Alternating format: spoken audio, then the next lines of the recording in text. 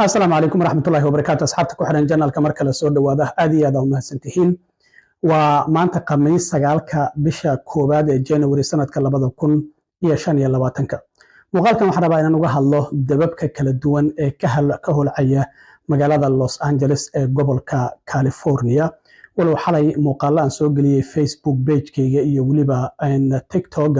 لكن يوتيوب ما أنا سوق لي المكادات فربضنا وحركة كومنتية يقصوا قرية dabka halkaasi ka holcaya bal nooga soo waran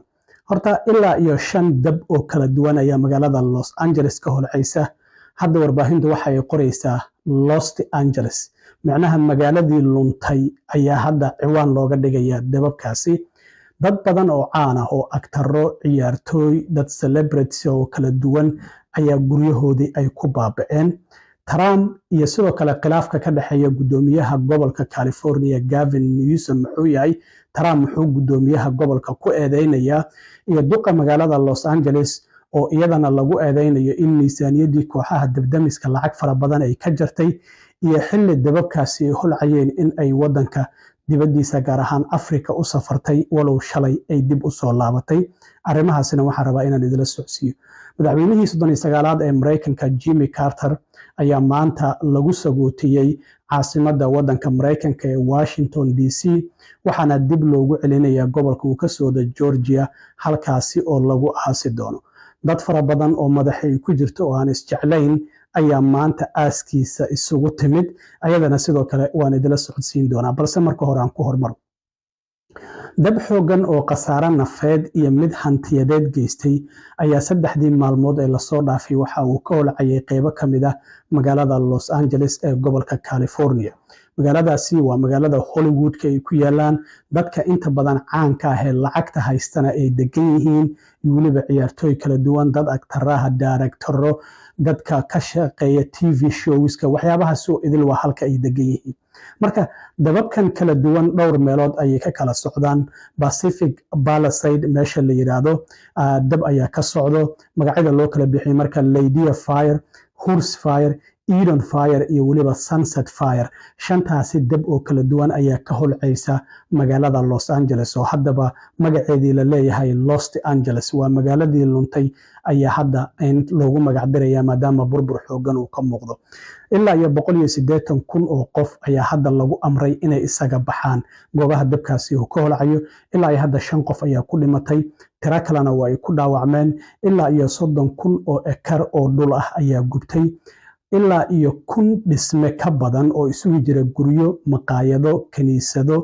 iskuulo dhammaanba intaasi dhulka ayay la silmeen oo dambas ayay noqdeen hadda waxaa la saadaalinayaa lacagta ku bixi karta in dib u dhis loogu sameeyo ilaa iyo 57 bilyan in ay kor u dhaafayso sidoo kalena sawiradan waxay muujinayaan sidii hore satellite-ka ayaa qaaday markii hore sida ay ahaayeen goobahan iyo dabkii kadib sida ay noqdeen waad arkaysaan sida ay sawiradu yihiin marka dabkaasi xoogan shalay sababta loo xakameeyay waxay ahayd duufaano xoogan ayaa jiray oo xitaa diyaaradihii dabka damin lahaa iyo kooxihii dabdamiska diyaaradihii waa ay socon waayeen sidoo kalena biyo ayaa la leeyahay biyihii pressure male awood male amaba maba jiraanba sidaa darteed ayaa waxay sababtay dabkan in shalay uu si aada uu sidoo kale u sii faafo kooxaha dabdamiska waxay leeyihiin California daba badan ayaa sanad kasta ka dhaca laakiin midkan oo kale weligaan ma aanan arkin dadka waxay ku sababtay maalnimadii talaadada ahayd oo dabkan markii uu Pacific Palisade uu ka qarxay xitaa baabuurtoodii inay ka cararaan nafta oroday kugu aamintaa oo intay ka tagaan wixii ay heli kareen ay gacanta intay ku qaataan caruurtooda iyo xayawaanadooda ay la cararaan baabuurtiina markii dambe kooxaha dabdamiska ay bilaabeen in baldoosare intay soo qaataan baabuurtii maadaama meel ay maraan ay la'yihiin kooxihii dabdamiska ay baabuurtii baabuur cusub oo Mercedes BMW nooc kasta leh Tesla leh in baldoosar sidiis inta loo geliyo gaarigii wadada laga leexiyo la isdul saaro baabuurtii markii dambena dabkii uu ku yimid oo dambaska dhigo qaarkood xitaa ay milmeen sida muuqaalkan aad ka arkaysaan marka taasi ayaa sababtay marka dabka in la xakameyn waayo walow maanta ay rooneed hawadu oo kooxaha debdemiska xitaa kuwa gobollo kale ka yimid iyo Mexico ay kula soo biireen si dabkaasi loo damiyay. Madaxweyne Joe Biden shalay waa kii booqday California, xaalad degdeg ah ku dhawaaqay, islamarkaana gudoomiyaha gobolka California u sheegay wax kastoo awoodda dowladda federaalka inay ku caawin doonto sidii dabkaasi loo damin lahaa. Marka khilaaf waxaa jira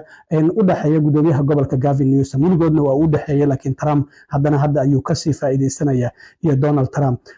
waxa uu gudoomiyaha gobolka oo magaciisa Gavin Newsom la yiraahdo bartiisa Truth Social wuxuu kusoo qoray Gavin Newsom ayuu kusoo qoray, wuxuu yiri isaga ayaa sabab u ah dabkan ka socda gobolka California. Wuxuu yiri mid ka mid ah meelihii ugu qurux badnaa wadanka Mareykanka ayaa gubanaya oo dambas noqday, sidaa darteed Gavin Newsom waa inuu hadda iscasilaa, arrintan waa qaladkiisa. bartiisa Truth Social ayuu kusoo qoraya. Sidoo kale wuxuu yiri waa inuu si degdeg ah dib ugu laabtaa waqooyiga California oo biyaha soo furaa si ay biyuhu u qulqulaan, islamarkaana dhulkan qallalan ee macluusha leh islamarkaana gubanaya ee gobolkiisa si uu u badbaadiyo. wuxuu yiri marmarsiyo kale ma jirto, ma awood uma lahan inuu gobolka sii hogaamiyo, sidaa darteed waxa uu yiri waa too late xilligan, marka waa inuu iscasilaa uu leeyahay. marka sidaas ayuu gudoomiyaha gobolka uu ku leeyahay. sidoo kalena maayarka magaalada Los Angeles Karen Bass ayaa iyadana shalay dib ugu soo laabatay wadanka. waxaa lagu eedeeyay iyadoo dababka qaar ka mid ah ay holcayeen in wadanka Ghana oo galbeedka qaaradda Afrika ku yaala inay u safartay si dhaarinta madaxweynaha wadankaasi ay uga qayb gasho. shalay ayay dib u soo laabatay. waxaa sidoo kale lagu eedeynaya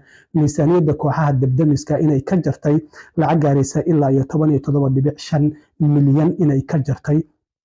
sanadkii 2024 ilaa iyo 23 milyan ay ku dhawaaqday in laga jarayo. marka arrintaasina waa lagu eedeynaya, wax la leeyahay adiga ayaa sabab u ah in dabkan la damin waayo maadaama miisaaniyadii waaxda debdemiska aad lacagtaasi faraha badan aad ka jarto. marka waxaa hadda lasoo bandhigay magacyada ilaa iyo 22 dad caan oo isugu jira agtaro, ciyaartooy, daaragtaro iyo dadka sidoo kale filmaanta sameeyo kala duwan in guryahooda ay gubteen. dadkan waa dadkii Israa'iil taageeraya. sidaan ognahay hadda Gaza waa ay ka daran tahay Los Angeles, meelihii dadka caanka ay deganayeen. guryahan malaayiin dollar ayay ku kacayaan. marka dadka hadda guryahooda ay gubteen oo caanka aan idiin sheegi kara waxaa ka mid ah Ben Affleck, ninkan Jennifer Lopez ay xaaskii ay isqabi jireen, laakiin mar dhow ay kala tageen intay mar labaad isku laabteen. actorka Matt Damon ayaa ka mid ah. waxaa ka mid ah ciyaaryahanka basketballka ciyaara ee Kawhi Leonard la yiraahdo oo Los Angeles Clippers u ciyaara. waxaa ka mid ah tababaraha kooxda basketballka ciyaarta ee Golden State Warriors oo Steve Kerr la yiraahdo. waxaa ka mid ah Tom Hanks, actorkii caanka ah ee filimkii Captain Phillips ee burcadbeeda oo barqadii ay ku jireen the Captain Now ninkii jilay ayaa ka mid ah Captain Phillips. waxaa sidoo kale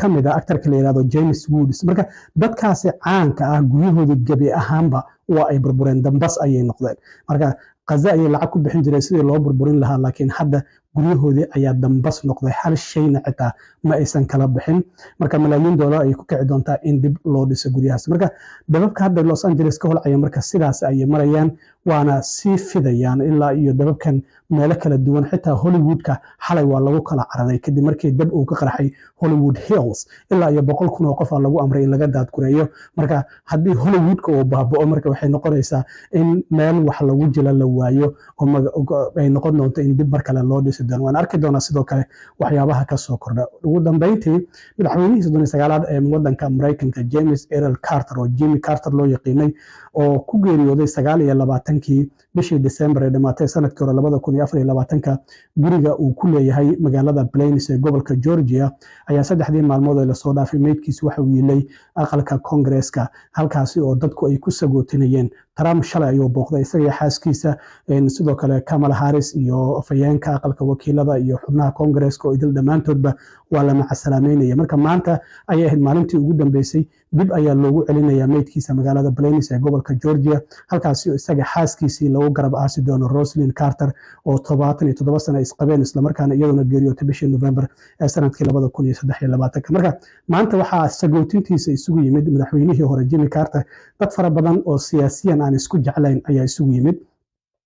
haddii markaan idin dul maro Donald Trump waa la arkayay madaxweynayaasha inta nool. Obama waa uu yimid walow xaaskiisa aysan la socon. Trump xaaskiisa Melania waa ay la socotay. Clinton iyo xaaskiisa Hillary waa isla socdeen. Bush iyo xaaskiisa waa isla socdeen. sidoo kale Kamala Harris iyo odageeda Dan Evhoff waa isla socdeen. Mike Pence madaxweyne ku-xigeenkii hore xilligii Trump wadanka madaxweyne ku hayay xaaskiisa waa isla socdeen. marka waxaa la arkayay Obama iyo Trump oo isag fadhiyey, Trump oo la hadlayo Obama isla markaana Obama uu qoslayo uu dhoola cadaynayo waxay isku sheegeen lama oga arrintaasi warbaahintu aad ayay u soo qaadanayeen sidoo kale waxa la arkayay ra'iisul wasaaraha Isniintii ku dhawaaqay wadanka Canada inuu iscasilayo marka uu xisbigiisa hoggaan cusub doorto ilaa bisha March xilka uu sii hayn doonaa Justin Trudeau isaguna sagootinta ka soo qayb galay madaxweynaha hore Mareykanka Jimmy Carter isaga oo Trump uu ag istaagan yahay Trumpna saan uu u fiirinayo waa kii Trump yiri Canada waxaan ka dhigay gobolka kontriye koobaad ee Mareykanka hadda shir jaraa'id oo loo maalmood kor u qabteen wuxuu yiri awood dhaqaale ayaan u isticmaali doonaa wadanka Canada si uu Mareykanka uga mid noqdo laakiin arrintaasina wayna arki doonaa sidoo kalena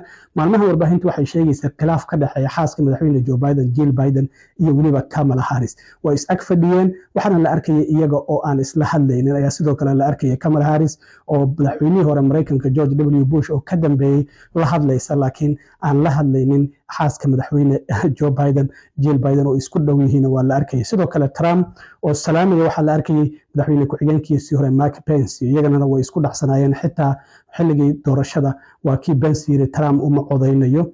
sidoo kalena Trump waxa uu doonayay markii codadka Electoral College-ka